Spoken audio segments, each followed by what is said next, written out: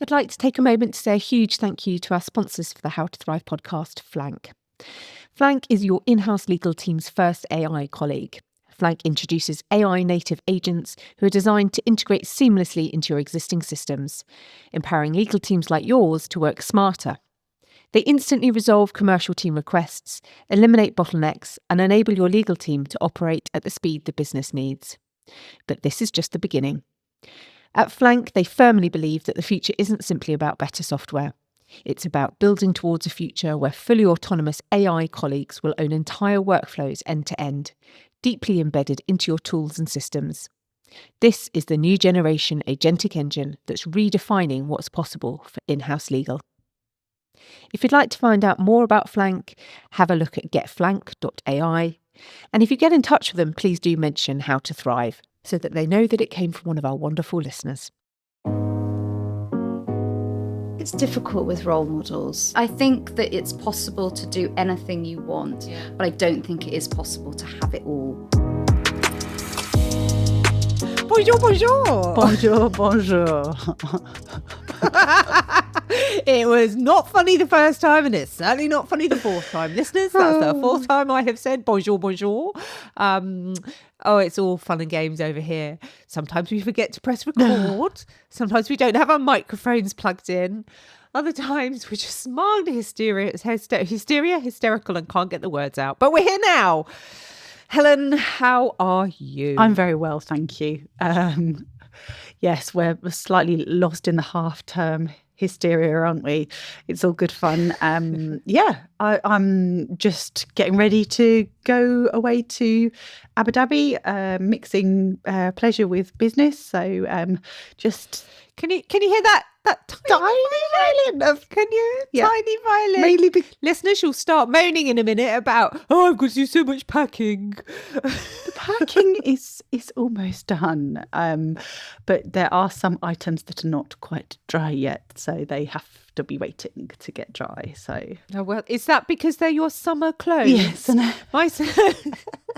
I had to wash them all. It was such a chore. Such a chore when you have to wash your summer clothes in the middle of winter. Well, listeners, reality check, I'll still be here. So Helen's off to Abu Dhabi. What are you doing in Abu Dhabi, Helen? It's not all fun. I mean, it is all fun, but she's masquerading some of it as work. I am going for a meeting with the World Small Animal Veterinary Association, as I'm a member of their standard steering committee. So we're meeting in Abu Dhabi. It's an international group, as the name suggests. We're meeting in Abu Dhabi this time, and very exciting. Well, it sounds like a real chore to me. So, yes. Well, there we go. Have a lovely time. Thanks. See ya. Thanks. No, I'm joking. That's enough airtime to Abu Dhabi before I get too jealous. But yes, we're here. This week we spoke to Robyn Sandilands, who is potentially one of my favourite people in the legal industry. She's always been a great supporter of everything being human, and she is just a phenomenal individual and person to know, and always brings such joy to conversations and speaking to her. Love it. So maybe without further ado, we'll lean into to Robyn's episode. So listen carefully. I'm not your teacher. Take a listen, everybody. I invite you to listen. That's what I should be saying. I invite you to listen and stick with us until the end when we'll reflect. Hopefully, talk some more rubbish. Indeed. Over to someone who's not talking rubbish. That's Robyn. We will be. Enjoy.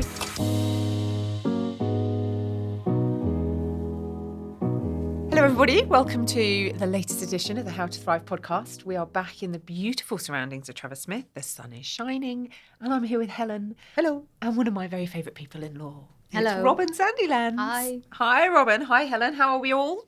Great. Really good. No, good. Got some sun on my face today for the first time in probably about 8 months, it feels like. The drizzle. And yes, lovely here.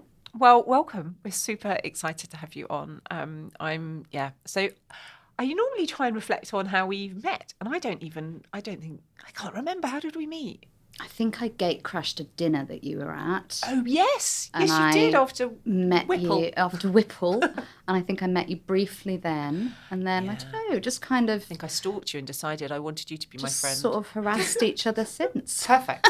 That's my favourite type of mild stalking, sort of a restraining order territory. But that's great. But Robyn is here today because she is not only the founder of Sandilands Legal, has an incredibly impressive career in-house, but is also a massive supporter of everything human within the law. So we're delighted that you're with us today. Thank you. Thanks for having me. Now, there might be some people listening, I find this hard to believe, that don't know you or have never heard of you. So for the benefit of those people who may have been living in under a rock maybe, or could be in the veterinary profession, to Exactly, be fair. they could be. But even if they're in the veterinary profession, as we'll find out, they should know who Robyn is. Tell us about you. Tell us what brought you to where you are today. Not public transport. Thank you. Okay, yeah, not public transport. So what brought me to where I am today? Well, I would say I've had a bit of a wiggly career, which I'm really quite proud of. I think it keeps things interesting. So I set up Sandilands Legal 2 years ago. Before that, I was in-house for about 8 years. I was at Pets at Home for almost 6 of those, working predominantly on the veterinary side. So that's why I've done quite a lot with vets, and actually knew of Helen, I think, before I knew of you, Claire. Via Pets. And before that, I was at Vodafone. But yeah, I mean, the sort of journey into law was unexpected. When I was at school, I was very much the sort of non-attendee, dyslexic. Was told you'll be pretty lucky if you get 1 A-level. So I was reflecting on the way up, and I was sort of thinking, actually, one thing that's always spurred me on throughout my life is being told, actually, something's a bad idea or I shouldn't do it. And that's always been a bit of a catalyst for doing something, whatever that may be. The rebel. Slightly. But I was reading up on your kind of like profile, and I don't think I knew this, but you were a television journalist. Yeah, that was my first work. So I did a degree in politics and journalism, and I did a course with the BBC where they taught me how to sort of use all the cameras and do all the interviews and stuff like that. And I started off working for a company called Mentor, who do independent documentaries. So yeah, I worked as a TV researcher. So why the switch to law? Did I switch? Sounds like that was a really exciting career. It was quite exciting. I don't know, law was a bit of an itch that I sort of wanted to scratch. And at the time, although I've sort of thrown my, my kind of 9 to 5 up in the air and landed where I've landed, at the time, I think I found the contract work when I was sort of 21 quite stressful. And I think I felt like I wanted something a bit more stable. And I also really wanted the academic rigour at the time of doing law. I sort of really, it was again a bit like that, oh, well, you can't do it. And I was a bit like, I reckon I can, so I'm going to give it a go. I really admire that resilience. So, I mean, like, it's actually really interesting because obviously you were head of legal at Pets at Home, and those stumble there is because I always get like Vets for Pets and Pets at Home, obviously same umbrella company, but different.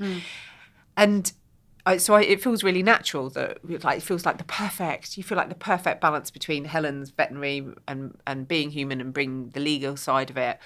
I mean, what was it? I guess what was it like working in a business like Vets for Pets and kind of in the in-house function? And because we talk a lot about how similar legal is, but also how to veterinary, but also how different it is in that vets and veterinary appears to be very much driven by kind of like passion and kind of this overall purpose and like love of animals and all of those things. Yeah, I mean, I think it is. I think that people don't become vets unless they are strongly passionate about it as a career.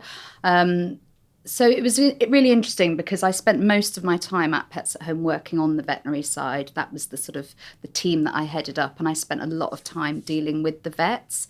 And actually you become, quite a lot of that role was sort of slightly counselling-ish. There were lots of sort of issues that the vets would face, which would end up coming to me, whether through one pathway or other, and vets face enormous stress. They face, and lots of them to be honest, I think it's probably fair to say, aren't necessarily natural people or natural business people. Some are incredibly adept business men and women, but others aren't. And they're put in a situation where they are joint venture partners, where they've got to sort of run and manage a business, and actually ultimately they want to be vets. And the challenge of the two is what would often sort of cross my path when I was working in that. And with that would come a lot of mental health challenges and all sorts. I mean, it was really, really interesting. And I really enjoyed it from that side of things. It wasn't sort of pure black and white law at all. There was a lot of, we've never seen this before, how do we work it through? But that human element to it was always something that I really, really focused on and I felt really strongly about, because it wasn't just a business deal. It was so personal for these individuals. And I did what I could to try and make that easier within my role. Yeah. I mean, that's something that you see quite a bit, I suppose. Definitely. I think that's one of the challenges that we face within the veterinary profession, and probably not just the veterinary profession, is that you have people with enormous passion and purpose, and they're given an opportunity to run their own business and progress in that way, but almost without very often the training or the leadership understanding or the business understanding. And it is really daunting, added to all of the pressures of something that you can't just put aside. You can't sort of lock the door and say, actually, no animals today, thanks. You have to do that alongside everything. So it can be a real juggle. So having people like Robyn to support and advise in a really empathetic way is really, really important to the success of businesses. And we are seeing more independent veterinary practices, and so I don't see that challenge going away, but it's always helpful to know the sort of ways that we can support people to be as successful as they'd like to be. I think so. I mean, I think it's almost about the human factors, skills, and the how to thrive. I think it applies to lawyers. I think it applies to vets. I think that people often have the tools to be really good at one element of their job. So they have the tools to be a really good vet, or they have the tools to be a really good technical lawyer. But actually, that doesn't necessarily mean they're going to be a very good manager or a very good business person or very good at giving sort of difficult news or difficult feedback in a person-to-person situation. And I think if you can create an environment where you can help people with that in whatever way you do it, I think that it's just so rewarding for people, because people don't know and they're not trained on it. No.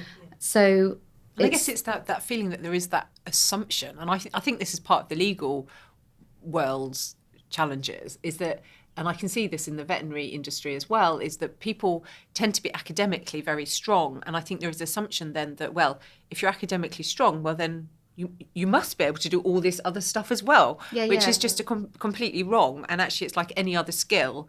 You need to practice it and you need to learn it. And find the time to do that. And I think that's one of the greatest pressures.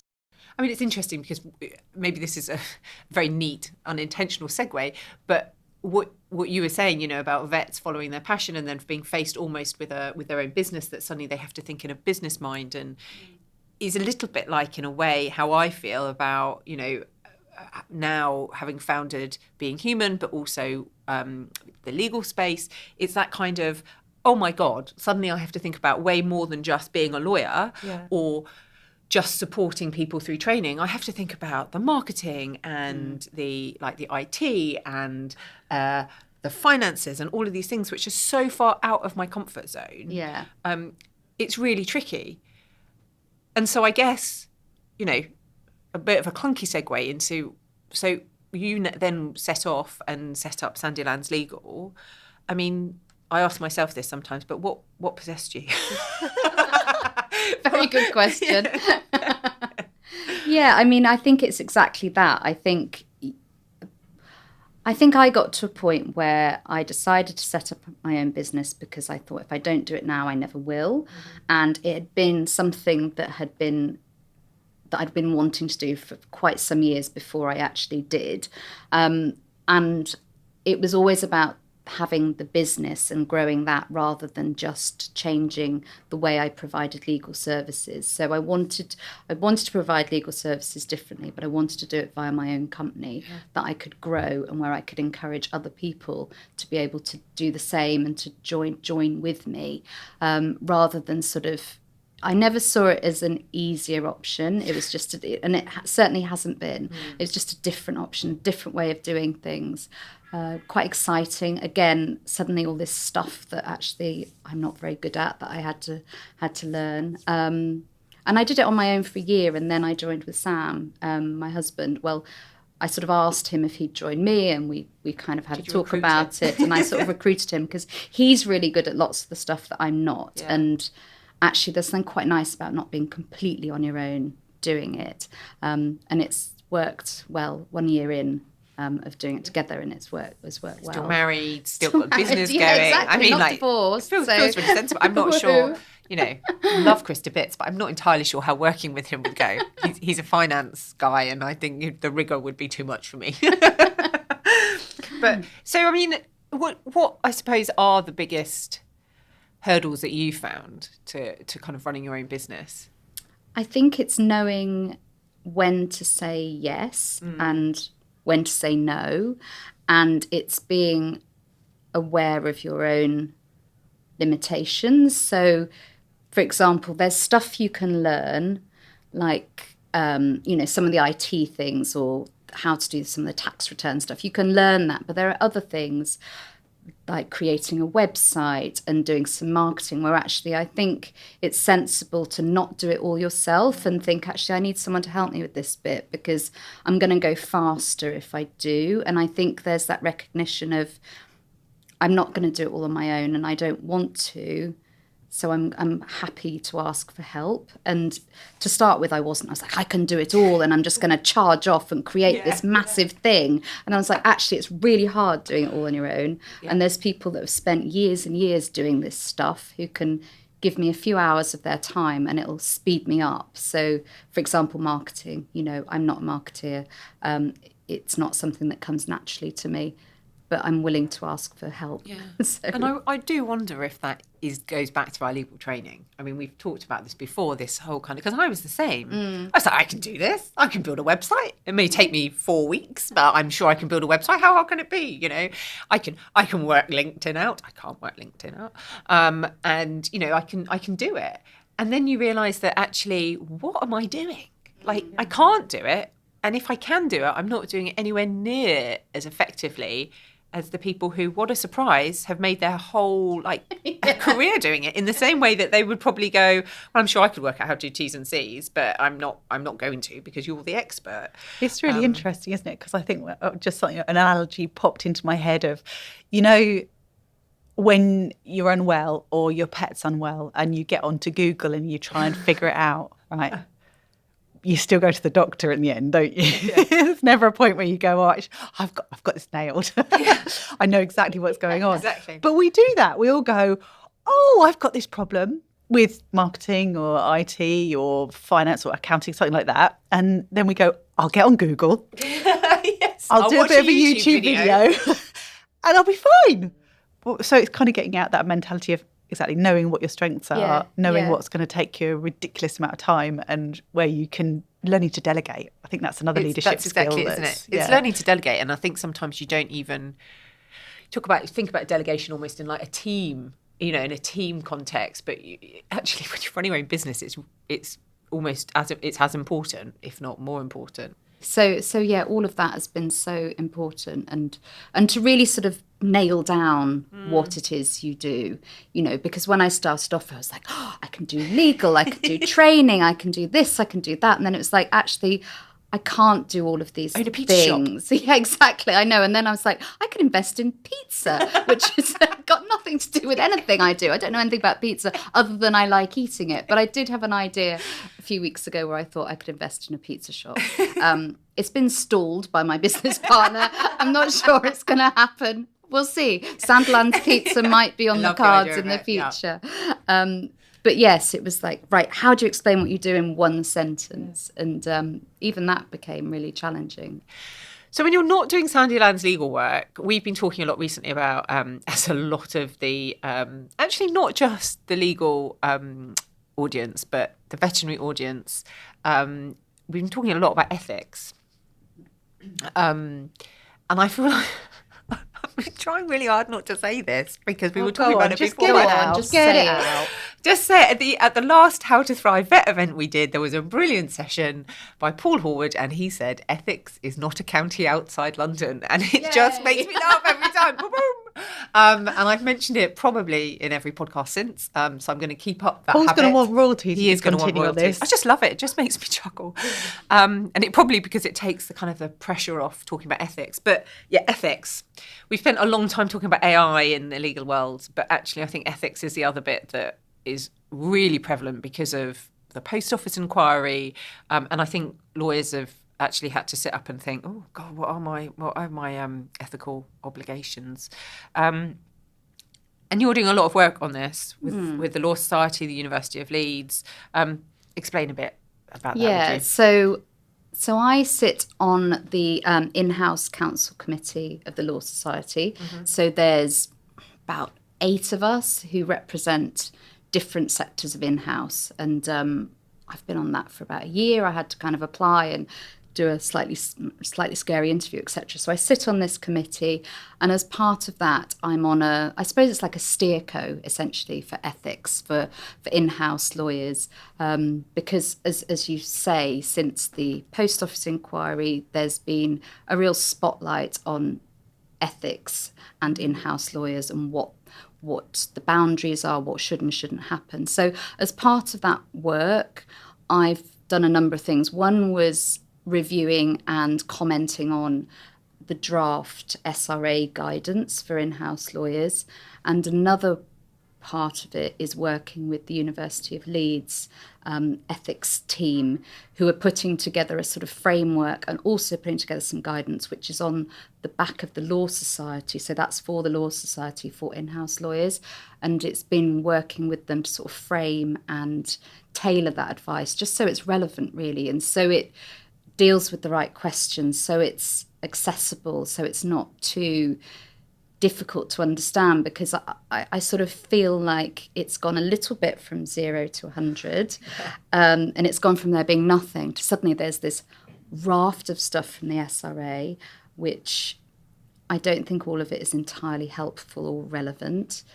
And then there will be hopefully this guidance that's not published yet, it's not finished, from Leeds, which actually may be a little bit more tailored, a bit more relevant, a bit more approachable.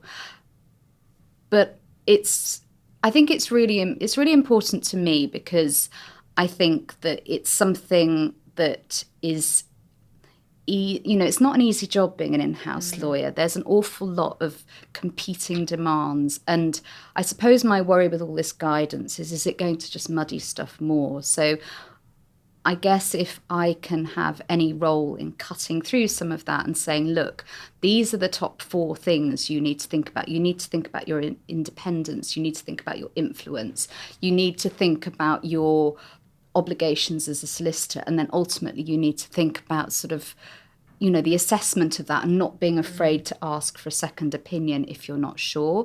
And I think if you can kind of boil it down to some sort of key fundamentals, practical fundamentals, then I think that will give people some guide rails. Because I think at the moment is that what's going to happen soon is there's going to be 10 pieces of guidance from the SRA, there's going to be 10 pieces of guidance from Leeds, and there's going to be a poor in-house lawyer in the middle going, I literally don't know where to start. And what's going to happen there is they're going to go, I'm just going to put it back in the cupboard and forget it. And that isn't serving anybody. The whole point is that it's serving the greater good, really. Yeah. And I think as well, we just move away from pain, right, as humans, right? So it's about making it, well, you talk about this as well, human factors, making it easier to do the right thing.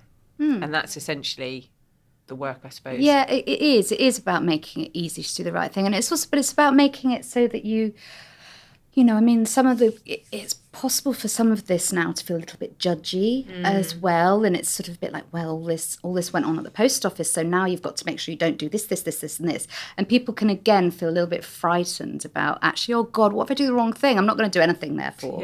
Yeah. So I think it's about moving away from kind of feeling blamed for something and actually feeling empowered to sort of to use your independence as an in-house lawyer. Everyone talks about, in-house lawyers, you're a business partner and you're this. And it's sort of like, actually, you're not really a business partner. You're not there as, mates with the chief exec to be their business partner. You're there to be their legal advisor. You're there to have that independent role. And yes, you have to use your influence and you need to be commercial and you need to make the right decisions for the business. But you're not there in a partnership in that way. And I think that there is a bit of a sort of, I really feel like saying, we're business partners. I just think, no, that's not accurate. Yeah. That isn't really what you are. Do you think, I've been sort of toying with this thought about sort of the rise of the fractional lawyer, the rise of kind of like the ALSPs, the rise of, businesses really like Sandilands Legal, and whether they are going to become a much more important and a much bigger part of the in-house landscape, because as ethics becomes a bigger and bigger topic, in-house, companies are going to want to outsource their in-house function because they actually almost don't want that person who is, on the inside of everything and potentially has to be that no person, has to be holding them all to account. Do you think there's anything in that? I think it probably could go both ways. So I think from a business perspective, maybe there is some benefit in having that slight arm's length.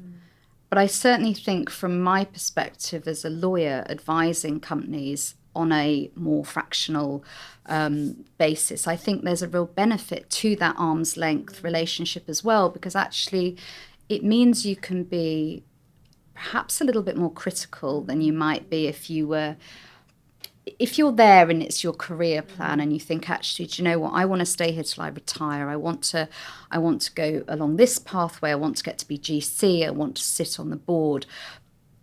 There is perhaps an element of your behaviour that's going to be different from if you're there for 6 months and actually you're there to advise, you're there to give a really honest appraisal of how things are. And I think you can be a little bit more blunt if you're in that slightly arm's length position. Or maybe I am, but that's, I think that's important too. It's like a fresh eyes perspective, isn't it? You're able to gather all the information, have a neutral perspective without all of these influencing things tugging at you, pulling you one way or another, and give a truly objective answer to the problem. Exactly. And you could be really impartial because you can just say, look, I've seen this, I've looked at that, and this is where I think you are coming out. And it's not based on politics, it's not based on presenteeism and on sort of, does my face fit with this? It's based on actually giving a proper piece of advice based on experience and understanding. And I think that's kind of, I think that's useful. Yeah.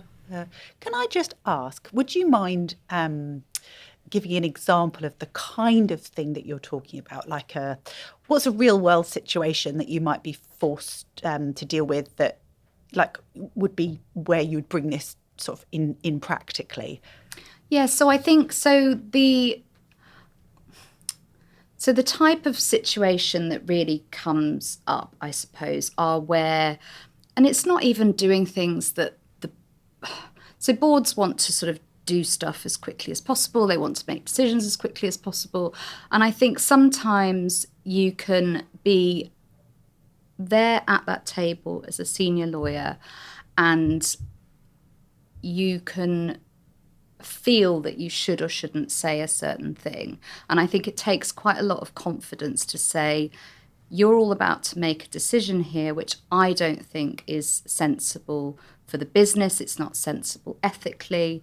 And I think you need to call it. And actually making that decision and being the one to hold your hand up like that isn't easy.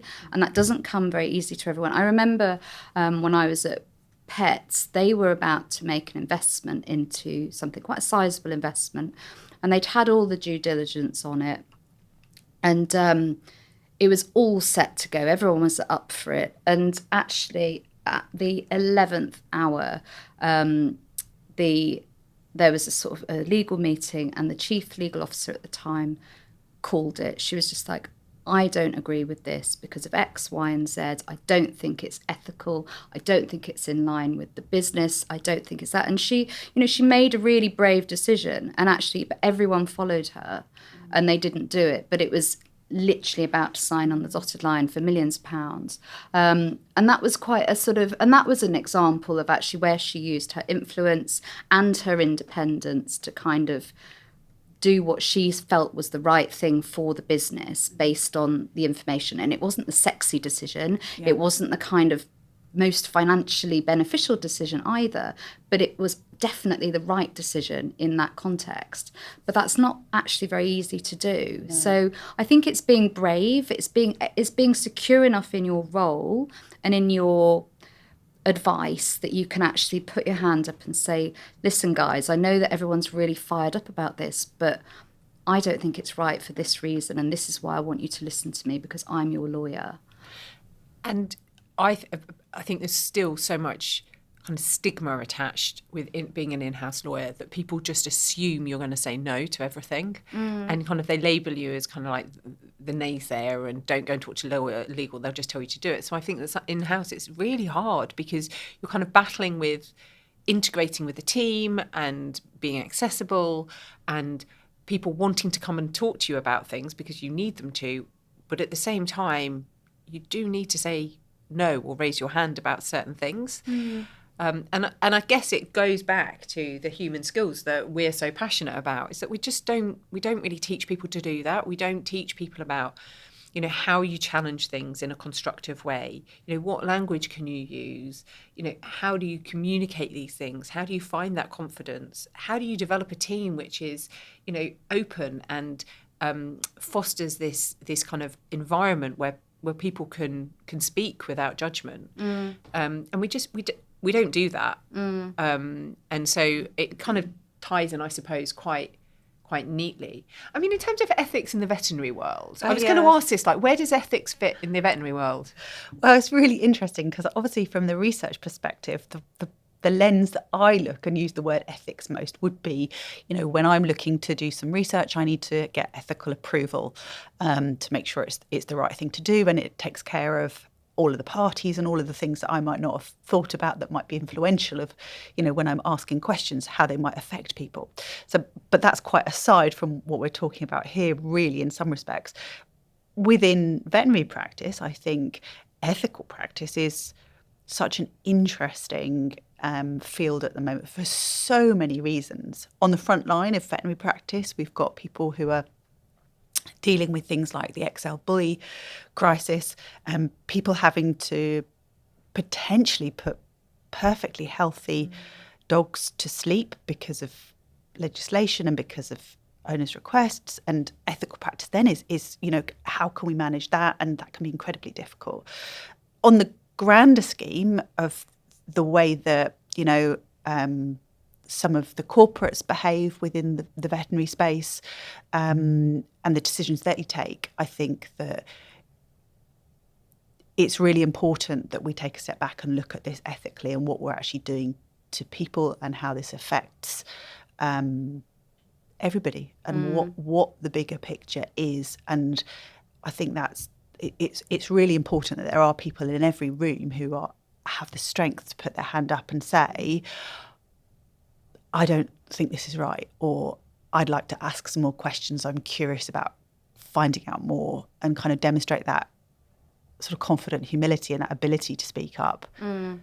Unfortunately, I feel that in a lot of these rooms, this does not exist currently, and possibly maybe even answers some questions about the state of the veterinary profession, but that's for another day.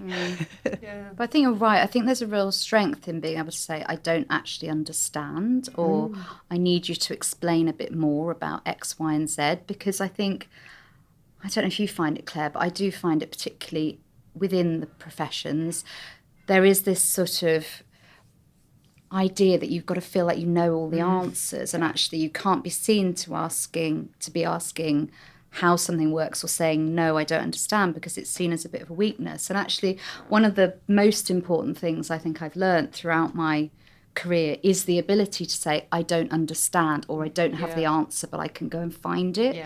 And that suddenly, when I realized I didn't have to know everything, it was so empowering. And actually suddenly you find out so much more, and you realize that other people think the same. Oh yeah, I didn't understand that either. So moving on to, and I'm moving on to kind of like the final thing that I was going to talk to you about or raise was about the really small subject of women in law. Oh wow. It's a really small subject. At least you narrowed it down, because I thought it was just going to be women in general. Yeah. We can talk just about women in general. No, I think we should narrow it down. And I was, and we'd had a bit of a pre-talk about this and a bit of a pre-laugh, and we'll see if we can reignite recreate the moment, reignite the topic. But this is kind of like, I put it on my list of things I wanted to talk to you about anyway, because I think you've been quite open about kind of your journey through kind of, I don't know, through life, through kind of like hormonal journey, all of that. But it was kind of brought up to me again. I had a conversation with someone yesterday, and they were asking for my advice because they were thinking about moving to, starting to think about moving on to a different role, and kind of putting in place those things. And what do I need to think about as I want to improve my CV? I'm not sure I added much, but one thing that they were particularly concerned about was their age. And they had read somewhere, or someone had said to them anecdotally, that after 45, you won't get another job as a female. And I had a moment of what? What? I mean, I'm 43 and I thought I was in my prime. 45 this year, I'm over the hill. Yeah. And Cancel so me. I kind of thought, and that left me thinking like, oh my God, when is the right time for women? Because we go through a stage of you can't move because everyone think you want children, regardless of whether you do or not. And then you have children, you can't move because actually you in the depths of having children. And then you can't move because you're over the hill. And I thought, oh my God, I need to talk to Robyn about this. Yeah, I mean, so exactly. So if you take that, then the point of your career where you're actually in your prime is minuscule, isn't it? Because you're too inexperienced. Then you're sort of preoccupied with maybe having children. Then you've got young children. And then, hey presto, you might just about start coming out the other side of it. And then you're too old. And then you're 45. Yes, exactly. There's kind of like no time. So... Yeah. So everybody give up now. Yeah, I just can't think that's right. Honestly, No, I don't think it is. I Not think now, that no. I would really hope not anyway. I think that probably what does happen a little bit is post a certain, whether it's 45 or not, I don't know. But I think that it's maybe easy to feel a bit limited, and I think that comes from you. I don't actually think, I would really hope that doesn't come from employers sort of thinking, oh, I've had a look now and you're 45 in 2 days, so I'm afraid you're done. Because that just seems a little bit unrealistic. But I think it's possible to feel actually there's a lot of stuff going on, and maybe you don't feel as energized as you did, and maybe you've been doing the same thing for a long time and actually feel quite comfortable. And the idea of stepping into a bit of an unknown it feels like a bigger leap. It feels hard. It feels challenging. And actually maybe that's what keeps people a bit more stuck than they might have been when they were 25. And actually maybe the repercussions of making a wrong decision didn't feel so big as they do when you're 45. The idea of sort of being like, oh, sod it, I'm just going to set up my own business, Claire. Actually, maybe that feels like quite a big thing to do in your 40s. And but it would never have occurred to me to do it when I was in my 20s. I would never have had the confidence to do it in my 20s either. So maybe there's no right time. And also for a lot of the big roles, senior roles, you need experience, and you're not going to get experience exactly. before you're before you've had a certain number of years under your belt. Something that's just flitted through my brain was the generational difference as well.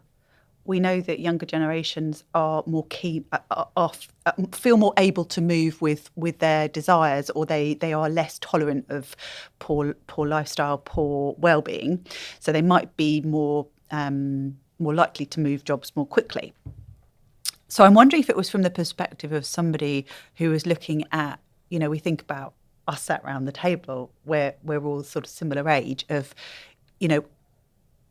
our generation and before our generation were more like the job for life kind of thing. Do you know what I mean? Yeah. So maybe it's perspective, looking back at how other people behave and what, without really understanding the influences of their generation. But yeah, we were also talking before about sort of the limiting, kind of self-limiting beliefs and the anxiety that perhaps went with age-related change. And for women especially, of that kind of, being confident in yourself and being able to be bold enough to go out there when perhaps there's like other things at play. Maybe it's about role models too. Maybe there still aren't enough role models. Yeah, I think it's difficult with role models. Like, I really do, because I think you see some people who look like they've got everything together, and actually you kind of boil it down and it's like they don't really. Yeah. Or maybe they do on some levels, but they never see their kids. And Yeah. I sort of think, what you're achieving is brilliant, but actually being away Monday to Friday morning isn't for me. I think I think that it's possible to do anything you want, but I don't think it is possible to have it all, whatever that looks like. I think something somewhere always has to give. But I think women are incredibly hard on themselves. I think that, and I'm guilty of that. I need to be sort of better at sort of stopping and celebrating small successes. And, I sort of talk a lot about kindness and how important that is in leadership, how important that is in management. And I need to take my own advice for myself as well. And, and I think that in itself is role modelling, because I think it's so important. So, Robyn, we ask all of our guests for their 3 top tips for thriving. It can be professional, it can be personal. So what are your top tips? Tell us your secrets. My secrets for thriving. Oh, gosh, I'm not sure if I've quite got them sorted. But my 3 tips for thriving, we've mentioned one, I think would always be to be kind to yourself and others. I really it sounds super cheesy, but I think that has got me through an awful lot of sticky points in my life where I look at something through the lens of compassion and kindness, and I think it makes a real difference. So yeah, I'm a real sort of, and actually some of the leadership training I've done, I sort of went into that thinking, I'm not like really hard-nosed. I'm not going to be, this was quite a while ago, I'm not going to be a great leader. And actually the learning from that was kind people make great leaders, and it's the most important force for leadership. And so I've always found that really, really sort of important. So that would be my one. Number 2 is to find the funny and to always bring a sense of humour to stuff, because I think if you can look at things and find them amusing, it just makes life better. And I think if you can find people that you laugh with, then that again just makes all the difference.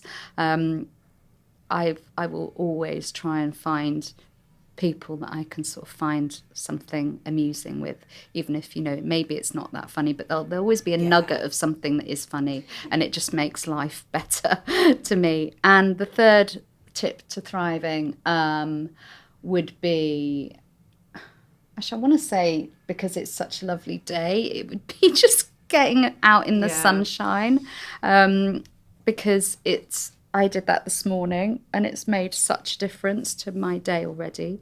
And I think there is something to be said for, you're there and you've got stuff to do, but actually just take 10 minutes, take a breath, come back and sort of feel a bit more revved. I think it can be really, there's really good make a science difference behind that as well. Getting the sunlight in your eyes first thing in the morning, because it also promotes a good circadian rhythm, and make sure that you want to go to sleep at the time you want to go to sleep. See, it's exactly. I knew that. Oh, well, it's been absolutely lovely to share some laughs with you during, pre and post recording, I'm sure. And yeah, it's been an absolute pleasure. I can't wait to do kind of work with you more. And yeah, and thank you for all of the support that both you and Sandilands Legal have given us, because it means a lot. So You're welcome. Thanks for having me. Yeah, lovely. Nice. Thank you.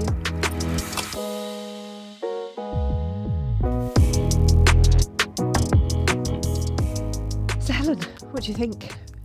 Oh, I really enjoyed the conversation with Robyn. It was so much fun. We really enjoyed it. It was.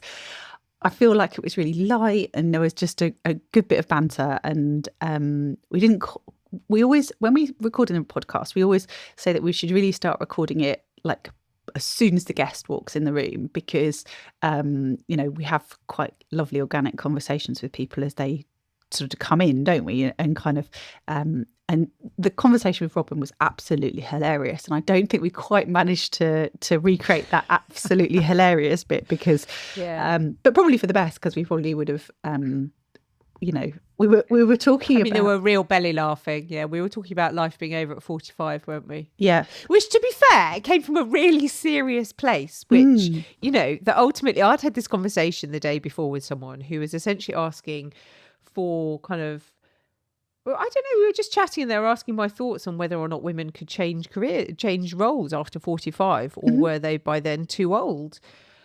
And we were discussing that, really. And then that sort of led into the fact that actually women are, if you take into account the, all of the hormonal spikes and dips, and potentially having children and having time out for that, if it's all over by 45, doomed. we're all doomed. I know. God. And especially for you, because you now are 45, Exactly. so you're over. Helen is being put out to pasture. Cancelled. Exactly. And I think that leads into Robyn's first a tip for thriving, of being kind to yourself. Because we did spend a little bit of time pondering whether I'm sure listeners, some have watched the Substance, the new film or fairly recent film with Demi Moore. I haven't, because, and frankly, it sounds terrifying, so I'm not going to. It's totally terrifying. But it was that's kind of where Robyn and I went down that kind of path of, maybe that was the only answer, and that was absolutely terrifying. So we just have to cope with being 45 and it being over for me. And that kind of led into her second point, which was to find the funny in everything you do, because I think throughout the podcast we did have some we did find the funny, thankfully. I think there is a huge amount to be said for that. Like, I think it's so easy, isn't it, to take life so seriously, and it is serious, and elements of life are really serious. But so much joy comes from when you can find a window of funny in a serious moment. And we were talking about ethics as well, which is just not a funny conversation at all. I don't know how we got there. Very, very serious, but it was really, just really powerful. And what was her third one? Oh, get outside, so important, so important. I've been struggling to find balance recently this week, and I think it's, for me, I've kind of nailed it down to a couple of things. One, I haven't done any exercise for about a week, which always really negatively impacts me. But also, I had been outside, but not on my own with Pip, which sounds really antisocial, but I do really get a lot from my dog walks, and I love being outside. So yeah, I gets a vote from me. yeah, exactly. And I love the fact that the mornings are getting lighter, the evenings are drawing out a little bit. That opportunity to get outside is getting bigger, and I love that. I just can't wait for the light to come. So I could never live in one of those countries where it was dark for so much. Well, funny enough, because we were in Lapland before Christmas, and then it's dark. I mean, it was only light for a couple of hours a day there.